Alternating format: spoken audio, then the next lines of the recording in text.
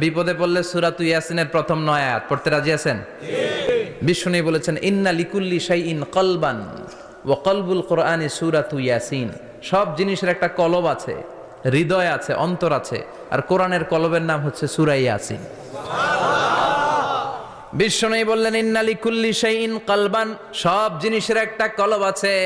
ওয়া ইন্না কলবাল কোরআনি সূরাতু ইয়াসিন, আর কোরআনের কলবের নাম হলো সূরাতু ইয়াসিন। মান ক্বারাআ সূরাতা ইয়াসিন মাররা ওয়াহিদা, একবার সূরাতু ইয়াসিন তেলাওয়াত করলে 10 পারা কোরআন খতমের সওয়াব হয়ে যায়। বিষ্ণু বলতেন ইন্না ফিল জাসাদি মুদগা, দেহে একটা গোশতের টুকরা আছে। ইযা সালুহাত সালুহাল জাসাদু কুল্লু, এই দেহের গোশতের টুকরা যদি ভালো হয়ে যায় পুরো দেহটারে ভালো করে দেয় কে? আল্লাহ। এই দেহের গোশতের টুকরাটা যদি পচে যায় পুরো দেহটারে নষ্ট করে দেয় কে? বিশ্ব নবী বললেন আলা ওয়াহিয়াল কলব, ওই টুকরাটার নাম হলো কলব। টুকরাটার নাম কি? কলব। এজন্য কলবের মধ্যে আল্লাহর জিকির বসাইতে হবে। কি বসাবেন? নাকি আয়না বসাবেন? আয়না বসায় না? আয়না বসাইয়া দে মোর দয়াল বাবা, কেবলা কাবা, সব মুখস্থ।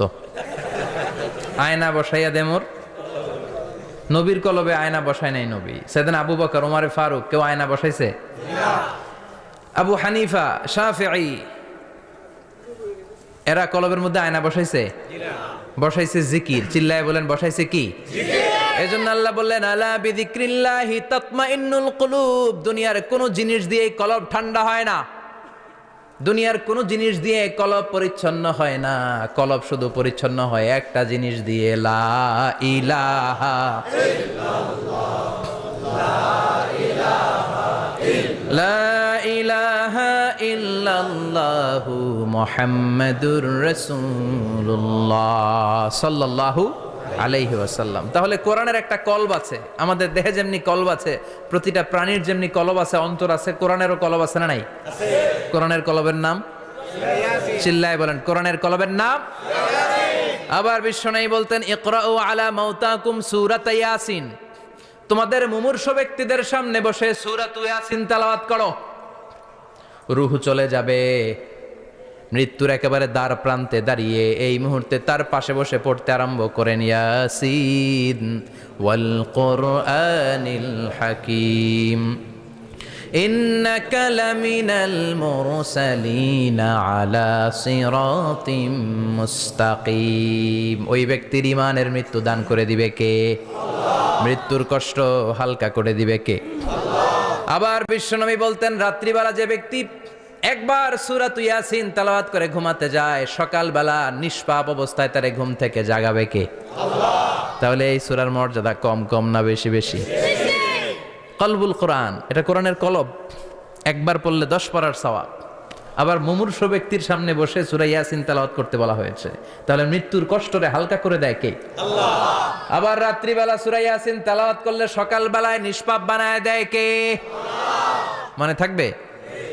কোরআনের কলবের নাম কি? ভুলে যাবেন না তো? বেশি বেশি তেলাওয়াত করতে রাজি আছেন? সকাল সন্ধ্যা তেলাওয়াত করবেন তো? সূরা ইয়াসিন ছাড়াও এই সূরার অনেকগুলো নাম তাফসীর গ্রন্থে পাওয়া যায়। এই সূরার একটা নাম হচ্ছে সূরাতুল কাদিয়া। সূরাতুল কাদিয়া তাকদি হাজাতা কারিইহা, যে এই সূরা তেলাওয়াত করে ওই তেলাওয়াতকারীর যে হাজত আছে, প্রয়োজন আছে, এই সূরার বরকতে আল্লাহ তার প্রয়োজন পূরণ করে দেয়। আমাদের জীবনে প্রয়োজন আছে না নাই? কার কাছে চাইবো? বিপদে পড়লে কারে বলবো? আমরা বিপদে পড়লে প্রথমে শেয়ার দেই ফেসবুকে। কোথায় শেয়ার? আগে শেয়ার দিব কার কাছে? মনে থাকবে? বিপদে পড়লে ফেসবুকে শেয়ার দিব না, বন্ধুরে শেয়ার করব না, বউয়ের কাছেও পরে শেয়ার করব, আগে শেয়ার করব কার কাছে? মনে থাকবে?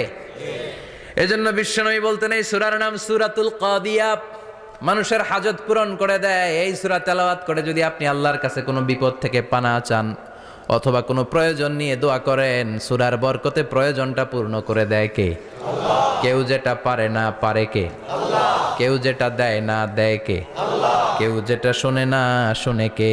আল্লাহ। তাহলে পেলাম সূরাতুল কাদিয়া। আরেকটা নাম আছে সূরার, সেটা হচ্ছে সূরাতুল আযীমা, সুমহান সূরা। কি সূরা? সুমহান, আযীমা। এই আযীম আর আযীমা এই শব্দ দুইটা অনেক দামি, আল্লাহ যে কোনো জায়গায় ব্যবহার করেন নাই। বিশ্বনবীর চরিত্রের উপমা দিতে যে আল্লাহ আযীম শব্দ বলেছেন, তাই না? রব্বুল আলামিন বলেন ওয়া ইন্নাকা লাআলা খুলুকিন আযীম। ও নবী, সাধারণ কোন চরিত্র আপনারে আমি দেই নাই, আপনারে আমি দিয়েছি আযীম একটা চরিত্র, খুলুকুন আযীম। And verily indeed you are on a very good standard of character. অসাধারণ চরিত্র দিয়েছি। বিশ্বনবীর চরিত্র বুঝাতে যে আল্লাহ কি শব্দ ব্যবহার করেছেন? কথা বলে না, তাফসীর শিখে যেতে হবে। কোন শব্দ ব্যবহার করেছেন? আযীম। আবার আল্লাহ নিজের পরিচয় দিতে যে আযীম বলেছেন, ওয়ালা ইয়াউদুহু হিফযুহুমা ওয়া হুয়াল আলিয়্যুল আযীম। সুবহানাল্লাহ। আকাশ জমিনের নিয়ন্ত্রণ করতে যে আল্লাহ কখনো ক্লান্ত হয় নাকি? কারণ তিনি হচ্ছেন আল আলিয়্যুল আযীম। আল্লাহু আকবার। তার মানে নবীর চরিত্রের ক্ষেত্রে আযীম, আল্লাহর নিজের সত্তার ক্ষেত্রে আল্লাহ বললেন আযীম। আবার বললেন কিয়ামতের দিন গোটা পৃথিবীটারে আমি নাড়িয়ে দেব, গোটা পৃথিবীতে একটা আমি ভূমিকম্প দিব। এ কথাও কোরআনে আছে না নাই? ইযা জুলজিলাতিল আরদু জিলজালাহা আল কারিয়াতু মাল কারিয়া। পুরো পৃথিবী কাঁপিয়ে দিব। এই কাঁপাকাঁপিটা ওই দিনের ভূমিকম্পটা কি অন্যান্য সময়ের ভূমিকম্পের মতো হবে? এই ভূমিকম্পকেও আল্লাহ বলেছেন আযীম। ইন্না জালজালাতা সাআতি লা শাইউন আযীম। সেদিনের ভূমিকম্প সাধারণ কোনো আর্থকোয়েক নয়, সাধারণ ভাইব্রেশন না, এটা আযীম। আবার আল্লাহ কোরআনকেও আযীম বলেছেন, ওয়ালাকাদ আতাইনাকা সাবআম মিনাল মাসানি ওয়াল কুরআনাল আযীম। ও নবী, আমি আপনারে নিত্য পাঠনীয় সপ্তবাক্য সূরাতুল ফাতিহা দিয়েছি, সাথে সাথে কোরআনে আযীম দান করেছি। সুবহানাল্লাহ। তার মানে কোরআনের ক্ষেত্রে আযীম, কিয়ামতের ভূমিকম্প এটা আযীম, আল্লাহ নিজেও আযীম, বিশ্বনবীর চরিত্র। আবার এই সূরাটাও যেহেতু দামি, এজন্য এই সূরার নাম সূরাতুল আযীমাহ। সূরাতুল সুমহান সূরা। এটা যেন তেন সূরা নয়, এটা তো কোরআনের কলব। কলব ছাড়া মানুষ বাঁচে? হার্ট ফাউন্ডেশনে যেয়ে দেখবেন মানুষের কি অবস্থা। হৃদরোগ, হৃদয় যার নষ্ট, তার যে কত কষ্ট। এই যে কি পরানো লাগে এখন, রিং পরায়, এনজিওপ্লাস্টি করে আর্টারি ব্লক করে ফেলে। চর্বি, এত চর্বি আমরা খাই, এত গরুর গোশত আমরা খাই।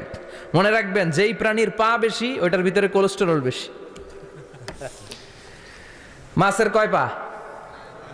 হ্যাঁ, নাই, এখানে নাই, মাছের পাটা নাই, কোলেস্টেরল নাই। মুরগির কয় পা? জোরে বলতে হবে। তার মানে কিছু কোলেস্টেরল আছে না নাই? গরুর কয় পা? কোলেস্টেরল বেশি না কম?